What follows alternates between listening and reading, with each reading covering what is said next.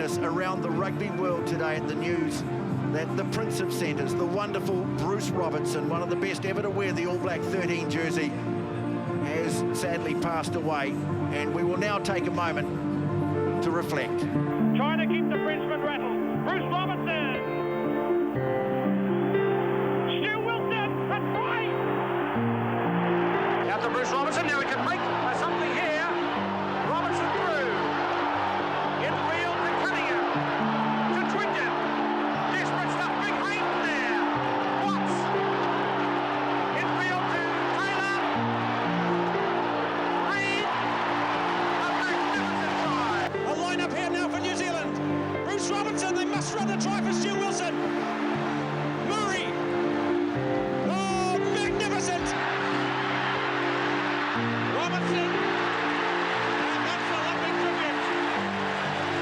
Bruce Robertson gets the last. Tēnā koutou katoa, good evening and welcome into The Breakdown. Well, it is with deep sadness tonight that we share some stories about the life of an All Blacks legend, All Black number 702, Bruce Robertson. There's been some beautiful tales told in the last 24 hours. Jeff Wilson, Mills Molina, Sir John Kerwin, he was a hero of yours, JK. Yeah, probably Brucey and, Sir Brian Williams were the guys. Dad used to take me to Eden Park, sit on the sideline when you used to be able to sit like right down there. He probably invented hold the ball in two hands. Just an amazing player. But then, sometimes when you meet your heroes, you just sit and go, wow. And he was just so friendly. He was a beautiful man for rugby. County to start with, spent many years being an RDO for Auckland, and coached Auckland. He'd be one of those guys that would carry the bags out. Just a beautiful man. So just feel for his family. Just easy to talk to, right? You just, pure and simply, you could see him go and have a yarn, talk about the game, but yeah, and for me, even growing up as well, I'm slightly a little bit younger than you, JK, but he was, before Conrad Smith, he was the guy, right? He was that centre that could do everything in the game of rugby. It was I had the privilege of being coached by him. So in under 21s, and also the Blues as well, is very, like you say, great man. Sort of when he spoke, is very soft. He motivated you as well, but just the way he went about it, and you talked about, when you're a youngster growing up, and I was a little bit after you guys, but even the way he swung his hips and things like that, you look back at sort of how that sort of evolved from there, but his skill set and his speed. But a wonderful, wonderful man. Well, thank you so much for sharing those beautiful stories. Our heart, our love goes out to the family, friends, teammates and all the rugby fraternity that are hurting right now. Tonight is going to be a massive show. These guys have been put on notice because the CEO of New Zealand Rugby, Mark Robinson, is joining us a little bit later on. Plus, we've got the All Blacks forwards coach, Jason Ryan. But first, let's talk Super Rugby with Nurofen, available at Chemist Warehouse.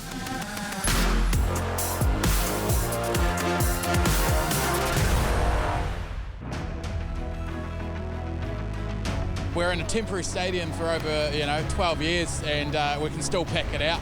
A game like the Blues is nothing like it.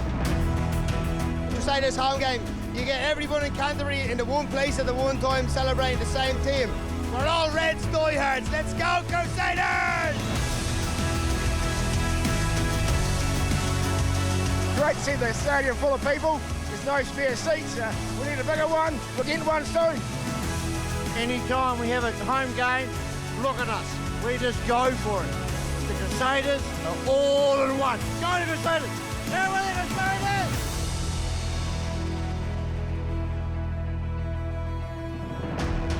Well, Razor, he's a character, that's for sure. He just seems to know how to make the boys tick, and he really relates to, obviously, the Christchurch Canterbury crowd. The heart of this country is rugby, and the Crusaders are number one for years, mate. Just passion, bro. The history, it's rich, filled with it. Everyone's in here, everyone's here for a good time. The pride in this team's unbelievable. I mean, look at the amount of injuries I've had this year, and they're still up there, still competing, and they'll go on and win it all.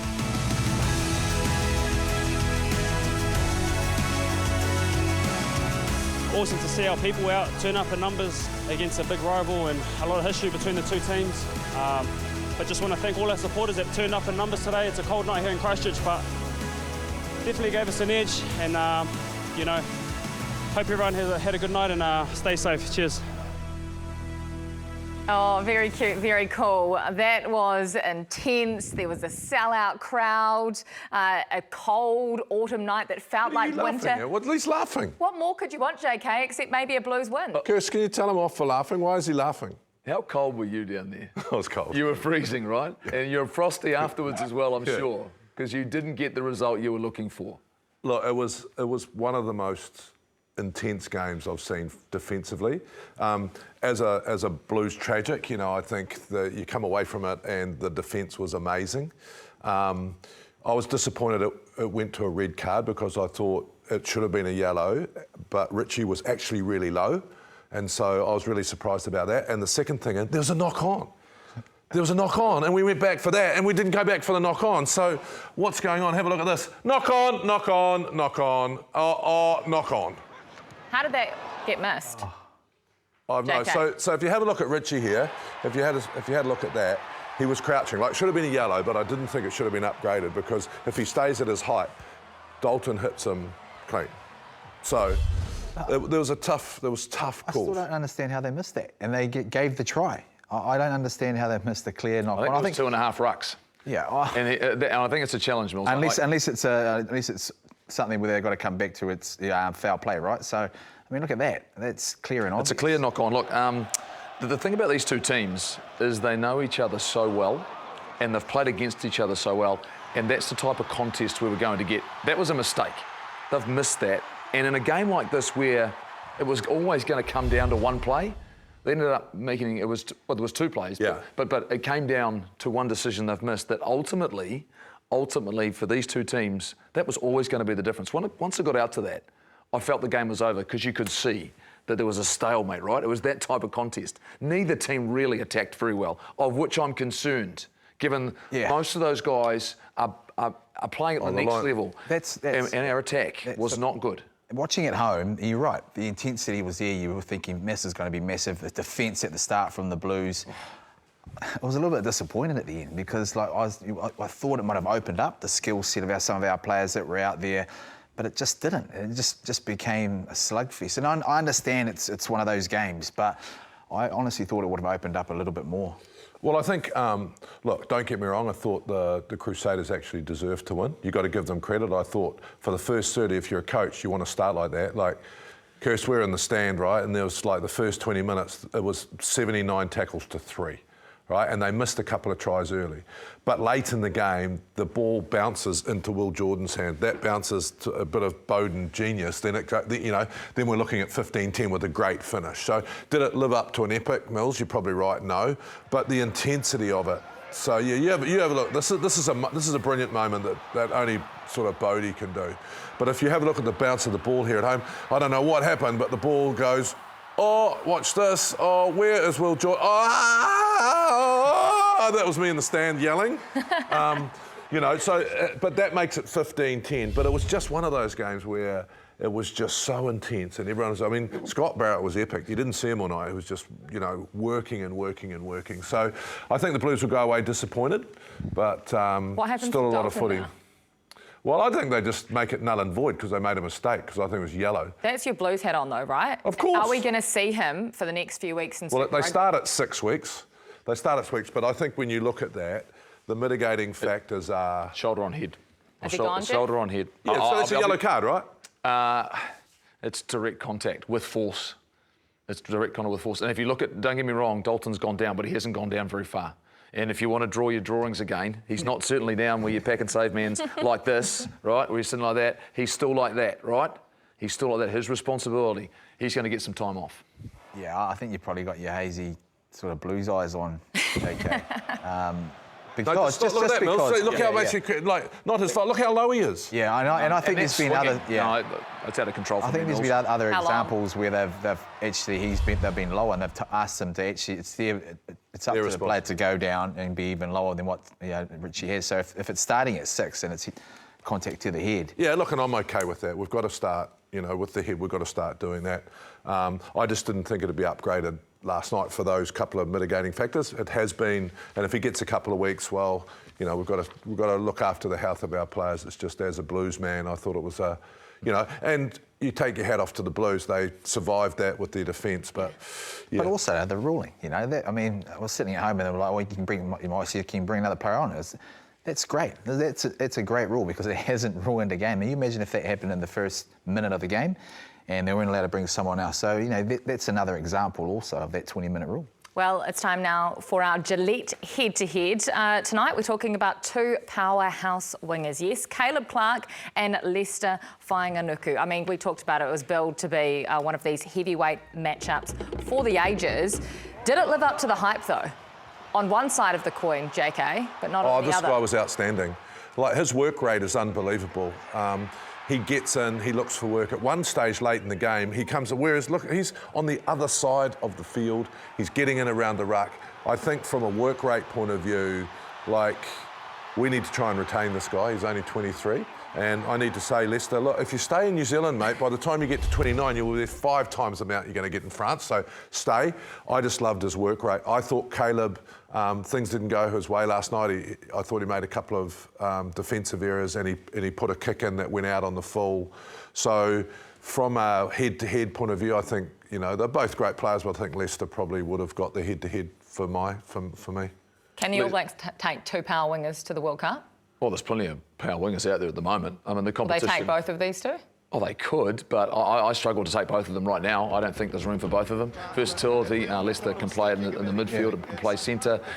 He's been doing it every week, Leicester. Yeah. Every single week, every game he's played, these are the types of performances you're getting. You've got glimpses of this from Caleb in most games. He's doing 2 or 3 or 4 things really well, but to your point, he's probably not quite getting involved enough. But let's remember, his team's not playing that well right now at the moment. They're not really creating a lot of opportunities for him, Mills, to do exactly what he can do. And he's not finding space on the outside. So for me, I find it hard to compare given the performances of the teams. I think you're right. Because your team's not going so well, one guy is trying a lot harder than what he should. The other guy in Leicester actually understands his role and what he needs to do when things are not quite happening. So he goes around the edges, he helps the forwards out, he busts through, then he gets an opportunity and he finishes things off. But he also roams around. You're looking at Caleb, he's creating opportunities too, but because he's trying so hard, he's probably making mistakes again and choosing the wrong decisions after that because he's trying so hard. But I think the way Leicester's been going, when you look at big games, you know, he's been playing well week in, week out, and you get to big games and he's lifted again. That's what you see sort of, you know, All Blacks that they should be able to do. Yeah, look, I mean, we're walking through airports, we're sitting in airports and people are saying to us, you know, who they're going to pick.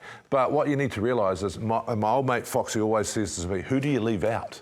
Yeah. And I think that outside back thing, if you're going to think about Bowden possibly playing fullback and Will going to the wing, you know, who is going to miss out? And it's a tough one, you know. Who do you leave out of the current All Blacks? I thought Talia was good, but quiet, like you said, Goldie, but quiet last night because they didn't get the ball that they'd wanted. But I think if you want to put your hand up, you've got to go looking for extra work. How many guys are they going to pick that haven't played for the All Blacks? You know, or haven't played significant number of test matches for the All Blacks, and you have full confidence in their abilities. So how many do you think they're going to pick in that first squad for the Rugby Championship? 36. Ian Foster said last week that they'd take 36. So there is room for a couple of people, 1 or 2 extras in the environment. In the backs, though, Goldie, seriously, in the backs? Are you going to take? Look at the attrition rate with our loose forwards. Like, are you going to take a couple of extra backs or are you going to take a couple of extra forwards? I reckon they'll take forwards. They've got plenty of them. They've got way too many. Just before we move on, and we'll stick with the backs, Roger Tuivasa-Sheck, not in the 23 last night. Should he have been, JK? Would he have made an impact? And what do you do with him now? Probably yes and yes. I think he might have made an impact coming off the bench, although Bryce Heem was, like, epic when he came on. This was a defensive game. This was a defensive game. Yeah. Bryce Heem was a better defender. Yeah, and he came on and really got advantage line. Look, I lived through this with Benji Marshall. It was one of the hardest conversations I've ever had to have as a coach. It just wasn't working with the Blues and me and Benji, and we sat down and had it was a horrible conversation, but he said, JK, I'm not going to drop down to the second side. I want to go back to rugby league. I said, go. And it was done in a week, and he went back. And I think if Roger feels that he's not going to make the All Blacks or, you know, he's not getting the opportunities and he goes back to the Warriors next week, I think it's a win-win for everyone. It's not failure. It's just like, Didn't work. Why? It Didn't work. Didn't work. I mean, he's still an All Black, and you know he can take that, and he's had a lot of bad luck. But if he was playing for the Warriors in the next couple of weeks, it's just a win-win, and I'm sure the Warriors wouldn't worry about rules. Are you allowed to do that, Millsy? Anything can happen if your name is Roger Tuivasa-Sheck. We should ask the CEO when he comes on. He would release him. But I think, given where the Blues are in the form that they're in, it's probably forced Leon McDonald's hand in terms of the big game. You know, he goes to sort of the guys that have got a bigger skill set. Harry Plummer, he can kick. It's going to be defensive, whilst Roger's attacking game is massive. He probably thought it was going to come down to, you know, one little aspect, and that's probably why he's missed out. But it's sad, isn't it, in some ways, because, man, he's such a great player. It's life. It's life. He's tried to take the opportunity. Things haven't panned out like you've talked about. I mean, in the end, if he goes back to the Warriors, I'll wish him luck. If he gets an opportunity, I hope he plays well, whether it be just for the Blues to finish off the season. Well, it's time now for our Form 15 of Super Rugby Pacific Round 12. Now, this week was selected by a former Highlander. So no surprises if he tries to fit a few of them in, even though they've just gone down to the Brumbies, Jeff. Joey Wheeler, his Form 15 this week. Ethan de Groot. I don't even think Ethan played. Bradley Slater from the Chiefs, who was very good in Taranaki, and Tamaiti Williams from the Crusaders. In the second row, Scott Barrett and Tupou Va'i. Sammy Penny, Finau, Duplessis, Karifi and Ari Savia, the man who scored a hat-trick in the second half against Moana Pacifica. Finlay Christie running a muck in Christchurch. Damien McKenzie in the mix as well. At 12 and 13, David Havili, Braden Ennor, the 1-2 punch from the Crusaders, and the back three, Lester Whainga Nuku, Kinina Holo and Harry Godfrey. This is Joey Wheeler's explanation. Kia ora, Breakdown team. My pleasure to announce Round 12's Form 15 side, all based off this round's performances. Obviously in the one jersey though, Ethan de Groot didn't play, he was on All Black rest, but he put in a stellar performance down on the pond down in Gore, where he shot an MVP performance of 74 ducks, so he had to make the cut. Also, the other position I struggled with was actually in the 15 jersey. I thought Sean Stevenson would just keep rolling on, but he had a quiet performance for his standards, and Will Jordan didn't really nail it either. I thought Zane Sullivan was good in patches, but I'm going with the young fella, Harry Godfrey, in the 15 jersey. One special mention, though, that did come into consideration was actually Jeff Wilson for the 15 jersey, due to his performance at the karaoke bar last night in Wellington. Absolutely outstanding from you, Golden One. All right, I look forward to the debate, team. I'm sure there'll be plenty of it, especially from you, Sir John Kerwin, because not many of your Blues boys made the cut. Good on you, mates. Oh, I knew there was a few husky voices around here. What's your go-to? What's your karaoke go-to? Do you have one? Oh, you throw a little bit of Elton John now, but let's be honest, it was a great night. The entertainment committee, which is Joey Wheeler, I'm not belting anything out, I can tell you that for a fact. Look, it was good fun.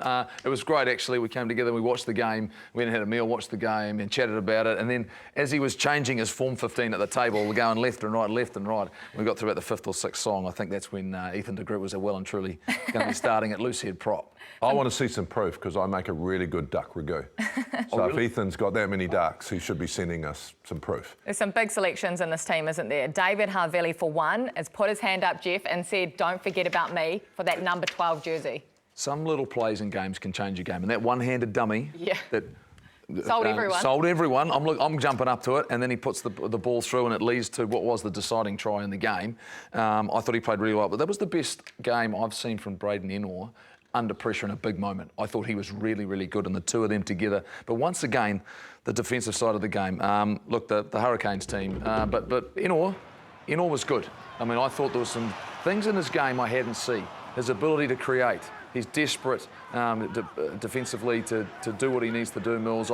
For me, you want statement from players. I think he wanted to, don't forget about me. I have been an All Black. I'm good enough to be an All Black again. And he's had massive injuries, you know, so he's come back from a very long sort of injury spell as well, and he's been progressing nicely. So those are players you turn to in terms of big matches, and they've still got it in them. So, you know, his combination with Havili and the voices I suppose the voices they have around them with Moonga, I mean, those are the guys you sort of turn to in big moments. I'm just going to totally ignore Joey's team. You've got one blue in there. He was a good blue, though. So I'm just not even going to talk about it. He was very good. He was very good. But I want to talk about something else. Is it because of combinations? Like I was talking about how hard it is to keep combinations together. So Goodhue's on the bench, right? But these two guys have been playing a lot together, Mills. I mean, from an All Black point of view, do we need to be a little bit selfish this year and try and get combinations going, you know? Because it's very hard, isn't it? You got 12 and 13, which I think are important. You look at Whitelock and Retallick, you know? When they're together, they just know each other's play. I mean, a combination's important going forward to the World Cup, Mills? Absolutely they are. I think a combination is good, but we've also, that's been a big part of that we've had to try and look to, the centre pairing. You know, who is there and what does it look like because of the injuries that surrounded those positions. You like Havili at 12 after what you saw last night? Havili's an All Black all day. He will go. He won't miss out on this, in my view. I just love, he's a big-time player. He's got a nice skill set. He's defensively, he's actually bulked up a little bit as well. That position at 12, he's comfortable there, but he's got another guy at the Hurricanes and Barrett that can, you know, that's just as good too. Special mention to one of the props, to Mighty Williams, played 73 odd minutes before he limped off. Big shift for him, played both sides of the scrum as well. I know you guys won't mention it, but I just thought I'd throw it out there. I brought up the scrums last week. I can talk well, there props. you go. I can talk props. He was really good. It was a big shift for him once again. Yeah. Put his hand up. I think he'll be on the radar. Got to be in consideration, doesn't Absolutely. it? In consideration. That's what all of these players are trying to do this year in a Rugby World Cup year. Time now for our Musashi power play. Musashi available at Chemist Warehouse. This is a guy that has gone from strength to strength for the Chiefs this year when he's had opportunities, whether it's starting or off the bench, Mills. Oh man, he's been good, isn't he? I mean, he's good physical. He's got nice height on him. Almost reminds you of sort of a Shannon Frizzell sort of mould. Yeah, he used to play fullback back at school. But what I like about it is, you know, the Chiefs have been going so well that you've almost sort of don't really, you target other guys, you know, the superstars in their side, they've got plenty of. But this guy here just goes out there and just puts his body on the line. He doesn't mind a bit of contact, he's elusive, he's powerful, but he's also in some really good form, Jeff. JK, they're going to have some real serious thinking about the loose foot combinations of players. Jacobson was really good once again. We know Sam Cane and what he's doing at Dalton Papali'i, Pitiga Kula in this environment as well. But they've got to find a way to decide between your Shannon Frizzells, your Hoskins Satutus. You've got to separate them out. That's the challenge for them, is the fact that he's going to have a massive season. Does he have enough, do enough to overtake players that they've had in an environment? I think it's a real challenge for someone to fight their way into an All Black side. I don't think you can leave Scott Barrett out of your team. I think he'll play 6 this year. Yep. And I think someone like Finau needs to just be consistent. You know, we've been saying it every year, you know, we're looking for a Jerome Kainel. And the interesting thing is that I think the other guys, like Frizzell and Vaya, those guys who can cover a couple of positions, up until now, it's been consistency. Frizzell's probably sorted that. If this guy can show consistency, then he's got to be putting his hand up, because I think we need to go back to, who are your 2 number 8s? You know, who are your 2 number 7s? Who are your 2 number 6s? Because Jason said it tonight, right? Okay, so Scott Barrett goes down. Who's your next 6? And I think that's what we've got to start doing. And then the 6th loose forward who goes in, you go, okay, so you go, well the 7s are picked. The 8s are picked, as far as I'm concerned. 6 is the only place there. You put Scott Barrett there, then there's probably only one more position to go. And I reckon just at home, start writing it down. Also, to show that we're not biased here, Chiefs' winning run came to an end, Mills. They rested or changed 9 players for that game. Reds deserved it, though.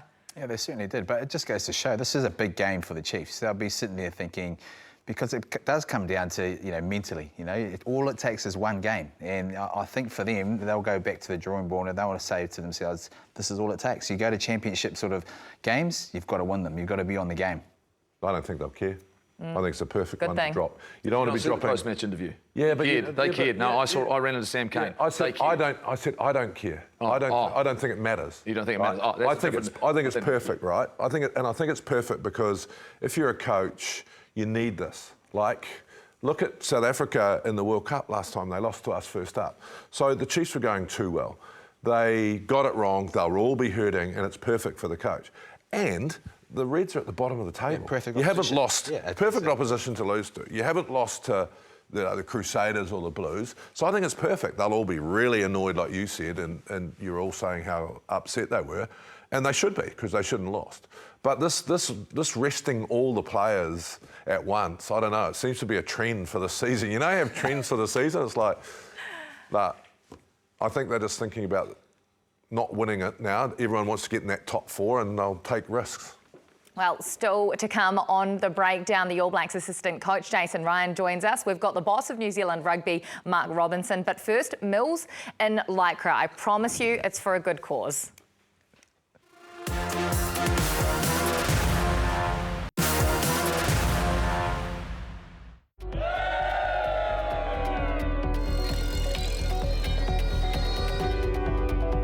You know, the Westpac helicopters, and you always sort of see it. I haven't needed it myself or been in a position, thankfully, that we need it, but they do so much. So to fundraise and be able to be part of it and do this, it's a wee bit out of my comfort zone, but it's for a wonderful cause, and I'm just stoked to be a part of it, man. It's been awesome. Obviously, JK done it over the last few years, and then I was going to actually do it with him. I confirmed and everything else, and then I rang JK to ask him when we were going to start training, and he pulled out, so. I was pumped after that first leg, but now I'm like, the reality's set back in. Yeah, it's been a good day for a good cause.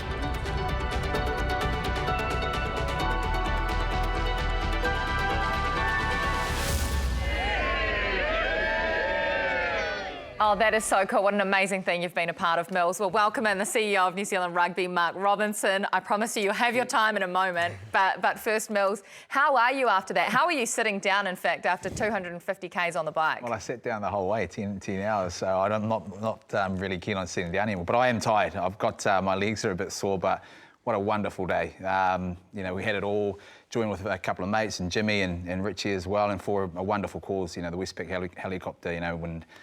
you know, when you sort of see it fly past, and the funds that they've raised, I know there's a link that's sort of going up, you know, a bit later on, but man, I tell you what, it hurts. How much doubt? What Millsy, did you do? I thought I'm not going to make it at some stage. That's what happened to me last year. How much what? You're like, I'm not going to make it. Man, it's mentally a grind the whole time. And every time you stop, you think, oh man, we've ticked that off. We'll go again, and then you're telling yourself just to stay on someone's wheel and try and get protected. But I've got to have a big shout out to Owen and Bennett, you know, Performance Bicycle Tuning Place in Mount Roskill, because they sorted me out with a bike. And when I looked at Jimmy Cowan's bike, honestly, mate, it was way smaller than him. So I don't know how he got up those hills, because he was in good form. Oh, very good. Well done, Mills. What would it take to recruit you for the next drive, Robbo? Quite a bit. You and me both. Amazing achievement. You and me both. Yeah. Well, we need to say a big congratulations. New Zealand Rugby and the Japanese Rugby Union have just signed this new agreement, this Memorandum of Understanding. Tell us what it's about, and have you been watching the breakdown and JK harping on about this Heineken Cup that he would like to see? Well, good evening, and thanks for the opportunity to be here, obviously. Before we answer that, maybe just want to reflect and acknowledge also, you know, Bruce Robertson's passing in recent days. You guys did a great job covering Bruce's career recently and his life, and certainly from New Zealand Rugby's perspective, our heart goes out to friends and family there. Yes, JK and I have had, both publicly and behind the scenes, had a number of discussions about the opportunities that sit in Japan, and we're delighted to bring that work to conclusion now around the MOU that was talked about last week. I guess there are a lot of things that we see benefits and opportunities for sitting with this agreement. Some relate to, you know, just strategic partnerships in that part of the world. Asia has for a long time been something that we are looking at more and more closely. You know, there are different experiences for our leading players, both men's and women's over time. With the changes of Super, we're looking at different opportunities for different environments. And then there's obviously the commercial side, and we're excited about those opportunities too. So as it relates to the Heineken Cup concept, we've for some time now been talking about the opportunities with the global club competition. We're still working incredibly hard at that with the Northern Hemisphere, and we'd like to think we might have, you know, more news on that in coming months, but it could be something from sort of 2026 onwards we look at. Traditionally, David Lange, our ex-Prime Minister, once said, you know, we need to stand on our shores and embrace our neighbours, but sometimes as Kiwis we think it's the UK and France, and it certainly is from a rugby point of view. So embracing Asia, what does that look like for you? Beautiful start, I'm so excited about it. What does it look like in 5 years if it was to be successful, Robbo? Well, the term runs through to 2027 World Cup. We're certainly keen for it to extend beyond that, as we're Japan, but we thought with all the changes potentially in the calendar we're looking at, that was a nice start over the next 5 years. I think beyond it, it's just more and more partnership, in that part of the world, and that relates to having greater presence, connecting to more fans. We see North America and Asia as having a really strong fan base as it relates to our teams in black. So greater connection with fans, greater opportunities with commercial partners sitting in that part of the world. And, you know, who knows where the competition formats or the fixture lists might take us. But at the moment, we've made a pretty solid start around club and country that we're pretty excited about. Is there an opportunity though, like for you know, you say about a Super Rugby, you know, Pacifica, where we go into where, you know, guys from New Zealand could actually play for a Japanese team if that was an opportunity that sort of arose? Well, it's always a conversation that, as you know, Millsy, comes up from time to time, and the board certainly last year at one stage had a conversation about. We're really comfortable with the eligibility laws as they sit at the moment, as we said last week. You know, we'll keep a constant watch on what's happening in the global market and what's happening in the domestic scene, and always be open to reviewing that. But at the moment, we think that's a really strong fundamental plank in our game in terms of the strength of our national teams. And we just constantly have to be open to, you know, the flexibility of being open-minded, but at the moment, that's where we stand. The Six Nations is the Six Nations. We know that the Northern Hemisphere focus in and around that for their program. Are we going to have our own Six Nations? Is that what it's going to look like when this global calendar that you're talking about clearly finally comes to fruition? It's been around and been talked about a long time, Robbo, but in regards to this and looking at playing against our neighbours, like you talk about, maybe in Fiji, Japan, Tonga, is that a real possibility now? Well, certainly that's a large part of what this Nations Championship competition is about. It needs 6 teams out of the Southern Hemisphere to be played every 2 years, hopefully from 2026, and we're making really good progress on that. And so there'd be a process to decide who the 2 teams coming in to join the current NZR partners are. Certainly Japan and Fiji have been talked about a lot, but there could well be other promotion relegation type opportunities that bring others to the fore, as you say. Beyond that, on an annual basis around the Rugby Championship, again, we'll remain open-minded, and like a lot of the things we work on, it takes collaboration and consensus across 4 joint venture partners, so we'll just have to keep working on that. We're very clear that we see, you know, big opportunities with Japan, and obviously with Fiji, we're working really hard to support them as well. There could be a couple of test matches. Voice of the Koridoio, Voices in the Corridor, heard we might be playing them a couple of times. Well, we're locked in to play one in July next year at home. We've got England here for the first 2 games in the July series, which is fantastic, obviously. 1 game against Fiji, and then we're working on the possibility of going back and reciprocating JK and playing in Fiji, which would be an amazing occasion. But a bit of work to go before we can sort of make any more formal announcements there. What does that look like, Robbo? The sort of work when and that's massive. If that was to happen over in Fiji when you had a test match over there with the All Blacks travel there, what sort of work are you sort of talking about that needs to get across the line? Is it facilities? Is it, you know, what does it look like? Yeah, well, there's a calendar. You know, one piece is a calendar piece. Regulation 9 obviously has 3 weeks in July, so it'd be, you know, us playing outside of the regulation window, which we're happy to look at. And then there's a whole number of things that our teams are working on as it relates to, you know, player assembly, facilities, tour agreements. And there's a bit of change going in and around the Fiji Rugby Union, as some of you would have seen, around their governance structures at the moment. So we just have to let that settle down a bit, and then we'll commence that work. Is that investment, like when you talk about a relationship with Japan, that means you'll be investing, you know, some of the income that's coming in to grow that? It's so you have to pay to go to Fiji, you have to invest to go to Japan. Is that how it works? You see it as an investment? We do. You know, obviously you want to make sure the commercial models are sustainable, and so, you know, ideally we're on the positive side of that whole equation, JK, as we enter into these opportunities. I mean, North America is another region that we've talked about a lot in recent times, and it just feels as we come out of COVID, with travel starting to open up a little bit more, there are more and more possibilities in this space. So North America will be an area that we'll turn our minds to a little bit more as to opportunities there, not only with as it relates to their national teams, but possibly with other national teams of significance around the world, looking to open up that market in that sort of 8-year journey through to the Rugby World Cup in 2031. And the same with the women's space there with 2033, opportunities to grow there too. You've mentioned this global club competition and the Nations Club competition as well. Can you explain what is the difference between the two? How will they work and who will fund it? Well, one is the club competition's obviously a club competition sitting in that window potentially in June. It has, you know, to be determined, you know, a number of teams coming out of the Southern Hemisphere and Northern Hemisphere. They would sit between in our part of the world, the teams coming out of Super Rugby Pacific and Japan, competing against the best of what Europe have got to provide, and again in a format to be determined over a number of weeks in that schedule there. That's a lot of layers though, right? This is a lot of layers that are already on top of a Super Rugby competition as well. So when I look at this and is funding this sustainable? All of these layers that we have. You've got NPC. You've clearly got the growth of the women's game, which you've invested in, and you've announced the loss. But that was a strategic investment, right? Can you afford all of these layers? Well, certainly at the international and at that premier club competition, there's really strong interest from commercial partners and broadcast partners. So that will drive, a great deal of revenue that we will not only pay for the competition, but over time, as we all know, reinvest back into the game at different levels. We've still got more work to do around our, the financial framework that operates across the entire game in New Zealand. But we feel, relative to other parts of the world, we're in a pretty good space at the moment.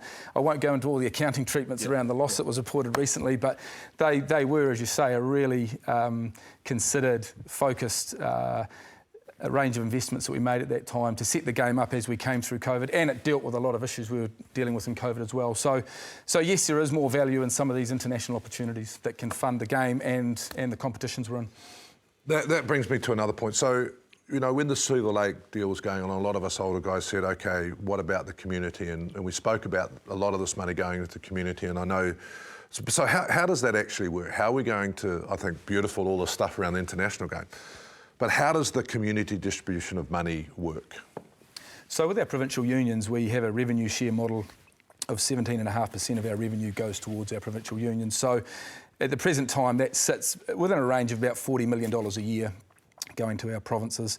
And we have a range of different investment opportunities and I guess strategic areas of focus that we work with them to invest in the game.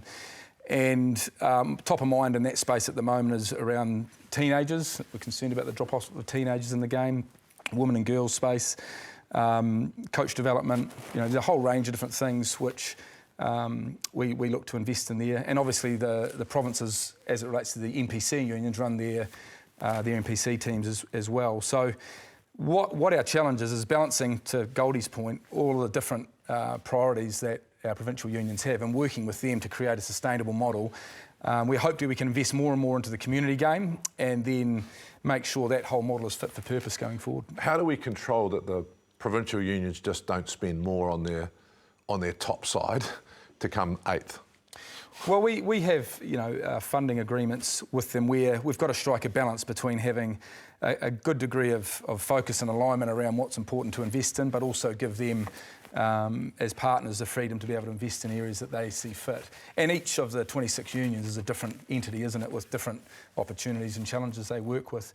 But certainly that trend across the game is one we're mindful of around investing in that space at a provincial level more and more, to your point, where there is a potential risk for not as investing as much as we'd like to see in the community game. So certainly, it sounds like it's amazing. You've been all over the world, mate. You've gone to France, we're back in Fiji, you're in Japan, everything else. In terms of talking about, hey, good. Yeah, exactly, it does. But you're obviously working really hard. But where is the state of the game at in New Zealand? I mean, there's often talk about there's bums on seats, viewership. So, obviously, it's pretty good. Wayne Smith coming out and saying, it needs to be a faster game. Where are we at? Is there still interest in this game? Is there still players coming through, both women's and men's, that once these other players move on, that have we got the growth of the game coming through? Oh look, we're really excited. We think the start to the year has been incredibly positive. We're seeing incredible interest as it relates to broadcast viewership with Super Rugby Pacific, back at above pre-COVID levels. So really significant broadcast interest across the competition. Our registrations in the community game, again, are nudging up towards pre-COVID levels. In fact, year on year against 2019, they're up in teenage levels of the game, up in women and girls, and significantly up in heartland levels as well. So we look at Ngāti Pro East Coast at the moment, 6 women's clubs teams, I believe, and 8 men's club teams across a population of just under 4,000 people. So incredible signs of opportunity that in our community space, that some of the things we're working on, combined with probably the inspiration of a World Cup last year, has meant that we're travelling quite well in some of those areas. But always more and more work to do. We know that the sustainability question is one, the constant growth of the community game and reinvesting back there is important. And then the shape of the game that Smithy, raised a couple of weeks or recently. I mean, I was with him a week or two before he did that podcast, and there was no surprises from me because he was very passionate about what he thought had to happen in that space. And to be honest, that's great for the game. Some people having different views about the game, the state of it, where it's going, and legendary people like him having a view is great. It creates interest. We've made a positive start, we think, around the tempo of the game in terms of what's happening in Super Rugby. But as Smithy said, there's more work to do there, more opportunity to make it better. And some of those ideas we're really strongly advocating through to World Rugby where, as I said before, we need consensus, and in the space of global law reform, we need real consensus across, over 100 members that are sitting on World Rugby now. So that's sort of no small task when you look at the shape of the game. So just checking, you haven't switched off a game of Super Rugby this year to watch the Lions and the Serengeti? No, I haven't. Smithy's got a lot more time on his hands at the moment, so he probably has got his eye on the Sky controller more than I have. Just quickly, there's been Super Rugby sides are coming out and saying we'd like to be standalone. I sort of quite like the idea because I think it might help retain some of our players who get private ownership. Where do you sit on them sort of sitting out on with themselves or by themselves, or a whole tournament that's separate? Yeah, I think we've made some really good progress in recent years about the way that we focus on that competition. And being standalone or more autonomous, JK, could mean a lot of different things, I guess. Where we've worked with our clubs is to have to give them more certainty around the licences they have, so perpetual licences. We've tried to free up some of the commercial rights that sit within them for them to be able to grow where possible revenue. But one of the key things we see as a future opportunity is something that has more focus around the governance and management of that competition in a more dedicated way. So a slightly more independent commission board and management that can help drive and have real focus 365 days of the year on that competition, which historically it hasn't had over the last 25 odd years. So we're working really closely with them there. We know there's frustration around the speed at which that can happen, but again, that comes back to a partnership we're in there with our friends from Rugby Australia, and we just have to keep working with them on that model. We've run out of time, but just a quick yes or no question that Mills raised. If Roger Tuivasa-Sheck wanted to go back to the Warriors, would you release him? Well, I haven't heard anything about it. I've been away. I mean, that's something that our team, I'm sure, will be open to a conversation. I haven't heard that till happening. There isn't 100 members on the so we go quickly, I'm sure. Right. Thank you so much for joining us. Thanks. We're going to have to make it a monthly thing because clearly there's so many questions. Yeah, there's lots of cool stuff going on, and I guess this is a great opportunity for Share that. There's lots of things happening in this next, window, especially from 26 onwards. It's hugely exciting for the game, and there's lots of cool stuff happening domestically. So great to be able to share, and thanks for the time. Thank you so much for coming on and sharing that, Mark Robinson. We really appreciate it. Still more to come after this, including Jason Ryan.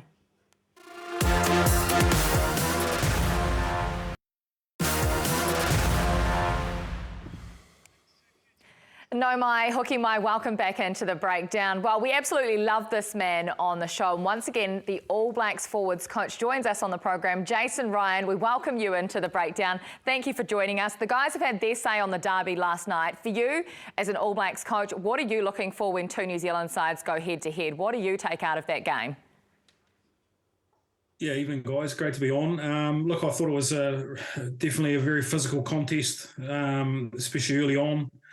The game sort of opened up a little bit towards the end, but I guess for us, to answer your question, what we look for, we've all got jobs each for each game, and I'm big on looking at the forwards, how quickly they're getting off the ground at different stages during the game, and then we might have a wee project at half-time where we say, righto, what are your messages, boys, in each area? So we're there and we're working and having a good look at different momentum shifts, but definitely enjoyed the spectacle. Jay, I've got to ask you, there's been a number of guys already this season who have pulled up lame. You lost Fletcher Newell early. Nepo Lalala has gone down as well. Any concerns? You're only 5 weeks away from announcing the first squad for 2023. Any concerns, particularly up front? Yeah, look, I think, the injuries, it started definitely with a hell of a bang, didn't it, in the early stages, but there is some boys starting to come back. I think, with Neeps, we're pretty hopeful that we'll see him in the final series, obviously, which will set him up to be available for selection of the Rugby Championship. Fletcher Newell, he's not going to be available for the Rugby Championship, but he's still a chance long-term down the track. So, for those two guys, we're pretty hopeful. But yeah, we don't want any more, Goldie. Jace, I know you've been overseas just testing out that French wine, so I hope you've found a good one for the World Cup. But on a serious note, from a forward pack point of view, you've been over there to study Ireland again and France. I mean, what are you seeing with your eyes? Yeah, look, I think they're really running their games well. I think they in the north they know how to handle game understanding and game management in big moments, and you can sort of feel the crowd, how the momentum can change so quickly. So that was a big one for me of what I was looking at, sort of game-wise, JK. But technically, I just had a little bit of a project around just line-out formations and how teams are defending differently, and sort of the ability to change late. So making sure that any pre-call stuff and that sort of thing we're on top of. But definitely the rugby, there was some nice tries scored on the Six Nations, and really enjoyed it as a spectacle, to be fair. Jace, I want to ask on a personal level, because this is different for you. Usually you're in amongst it right now with with Super Rugby and things like that. Are you itching to get out there and sort of get amongst the boys and sort of and try a few things? How has it been for yourself personally? Yeah, look, it's an interesting one. It was something that I was a little bit concerned about myself, to be honest, Mills, being straight into campaigns pre-season and then right through to sort of June. But look, I've been there's been plenty of work on, mate. I've been around all the super clubs, which has been really enjoyable. And I talk to most of the forwards coaches every week, every couple of weeks, and anything that I can help with, I review every single game as if it was a test match for our forward pack, and have my clips ready as if I was going to present. So I've got to stay sharp on that side of things. But I've also been out coaching around the traps with some clubs and a few schools and that sort of thing. So you got to stay sharp. You can't get comfy and rely that you can just roll in and be ready, because I've got to be sharp at the right time.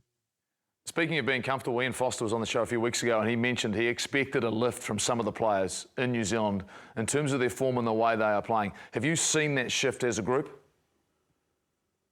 Yeah, I think we in the next couple of weeks we'll be able to answer that, Goldie, as the climb in the next 2 or 3 rounds for those final spots. We'll see an increase in intensity in the games, and that's when you sort of it's nothing like a test match. As I think sometimes it can be a little bit of a loose word that it was up there with a test match, but it really is. It's not, because it's not two countries going head to head. But what I do like is I think Super Rugby as a spectacle, I think it's right on song. We've had 2 sellout crowds, I think it is, in round robin games in the last 3 or 4 weeks, and I think that this is the time of year, and in those finals we're really starting to have a look at players. On Saturday when we met in Christchurch, we had our first crack at the team, and we all had a good hearty discussion, which was really enjoyable. But it was good to have some debate, that's for sure.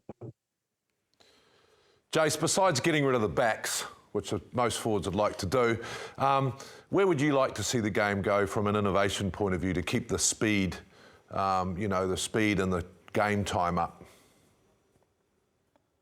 Yeah, it's a great question, JK. Look, I honestly think that it's something that's always evolving. I know there's been a little bit of bad press and that lately around it, but look, I think the communication with the referees has never been better. I think with every super club having a referee in their camp every week is helping the game, and it's helping the running of the game for the better. And especially around scrum resets, like they're actually down. They're in a great spot. We've seen some good trends there, so that helps the game. I think, around the mauling side of it, I've sort of said this before a couple of times, but if you've got a 6-man line out, just keep 6 men in there, and instead of piling another 5 in. Look, we've all done it because the law allows it, but I think that would tidy it up quite nicely. But I think overall, I think there is some good trends actually happening, JK. I'm not sure if that answered your question or not, but I think we're on track with conversations that are going on. Jason, I want to ask about the rolling maul, because I know you hate a rolling maul, mate. But the innovation around that, have you seen much, whilst you've been over in France, sort of looking at the other teams? Oh, look, I think teams are getting better defensively, definitely. I think that, you know, teams are defending in the air really well, air pressure, and then they've got the ground pressure where they stay down. It's a good, there's good parts of that teams are being able to have their main system but really change really late, which I'm liking. But I think that, yeah, there's definitely some good little variations. You mentioned France. I think definitely around what they're doing, there's some good little things that we're going to have to be on top of, Mills, to make sure we can nullify that. In your opinion, Jace, what's it going to take to win the World Cup? It's going to take a lot of hard work. It's going to take a lot of trust in what we're doing. I think that we need to get on the plane with everyone that's trusted to do a job, to get around the coaching team, to make sure the players trust each other and make sure that our game is always evolving. I think that to win World Cups, the team that evolves the most during the tournament will usually go on and hold the trophy from what I've seen. Obviously, injury-free would be nice, but we know that tradition tells us there will be dings. So we've got to have the next man in, ready to go, and just do the simple things really well over and over again, and then keep getting better at them. Jace, you're such an asset to New Zealand rugby. Thank you so much for coming on The Breakdown. We appreciate your time. Yeah, thanks. Nice to join you. I'll just get back to getting more Mother's Day cooking already, you know, like it's 3-course meal I got ready. No, good just man. Happy Mother's Day to all the mums. See you guys. Oh, beautiful way to finish, and I hope you three will be cooking dinner for your loved ones at home as well. A couple of things to pick up on off the back of that. First one was that trust, JK, to win a World Cup. Trust in the playing group, trust in the process, trust in this coaching team. That extends to the whole of New Zealand, right? Yeah, like I trust them. I think we've got a real big chance. We're going in as underdog, which I really like. We've got to trust this coaching staff now. It's been a rocky time. That's in the past. They can concentrate on this. I love the form. Sam Cane, Dalton Papali'i. You know, we've got positions covered, and I'm feeling really buoyant. I mean, it was great listening to Robbo as well. It just feels really, really nice, Mills. Oh, I'm confident. You know, I mean, I'm confident. I've always been. We've got the players. You know, individually we've got the players. But after hearing him say, evolve, you know, trust in what they're doing. So. Innovation, you know, around it. So it's, you know, how are we going to get the best players in the world in this team to really fire during the World Cup? And I'll just quickly say, but it also means that you're going to have to be a standout performer over the next month if you're going to fight your way into this All Black side, because he just said it, this is not Test match rugby every weekend. So they'll trust the guys that have been there and done the job before. And no decline in the next 2 to 3 weeks. That's what he said as well. Really interesting conversation, really interesting show tonight. Happy Mother's Day to all the beautiful mums out there, to all of our mums, to my mum as well. We hope that you've all had an amazing day. Great job, as always. And we will be back on The Breakdown, same time, same place next Sunday to do it all again. Thank you so much for watching, and we'll see you soon.